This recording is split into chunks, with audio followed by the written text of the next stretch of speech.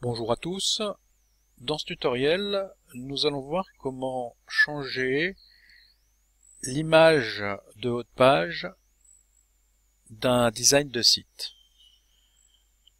Donc vous allez sur votre page, assez classiquement, donc vous êtes connecté à votre administration, vous voyez la barre noire en haut, et vous allez utiliser ce bouton qui est intitulé Modifier la page. Alors pour ceux qui ont vu comment changer du texte, nous avions utilisé le Visual Builder, et pour changer l'image, nous allons utiliser une autre façon de modifier le contenu. Donc vous cliquez sur Modifier la page,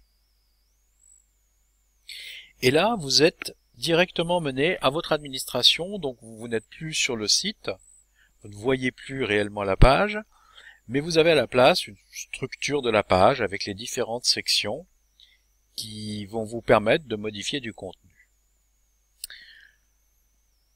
Alors, ces sections peuvent être soit repliées comme elles le sont là, soit dépliées. Vous voyez, quand je clique sur cette flèche, et la section dépliée.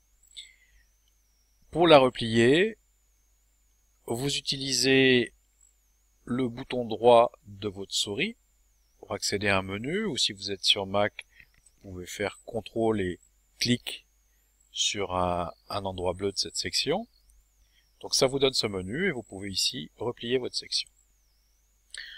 Donc là, comme nous voulons modifier l'image de la première section, nous allons déplier la section. Toute la section apparaît avec ses différents éléments. Et là, je vais vous montrer donc où réside cette image. En fait, c'est une image de fond, donc de background.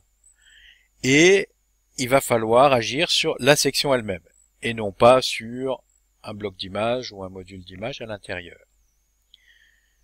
Donc pour accéder aux modifications sur la section, on utilise ce menu, les trois lignes qui ressemblent un peu à un menu hamburger de mobile. C'est le menu paramètres. Partout vous retrouverez ce menu paramètres. Vous pouvez changer le contenu et agir dessus. Donc je vais cliquer, s'ouvre une fenêtre, et vous voyez en haut de la fenêtre, alors il y a d'autres choses dessous, mais en haut, on peut changer l'image de fond. Donc ça se présente assez classiquement. Je vais cliquer sur charger une image. Ici, vous voyez un bouton choisir des fichiers.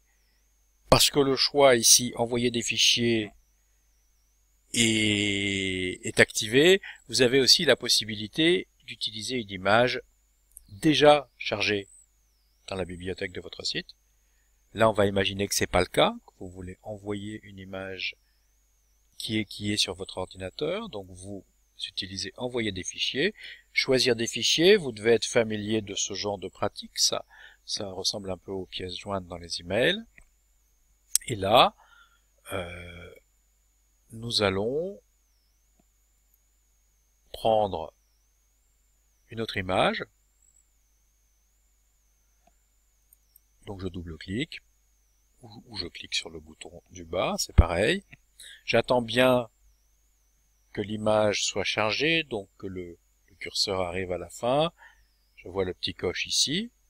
Ici j'ai un bouton pas très explicatif, mais bon, définir comme papier peint, en fait, bon, ça serait définir comme background, ou choisir comme background, ou comme fond de page.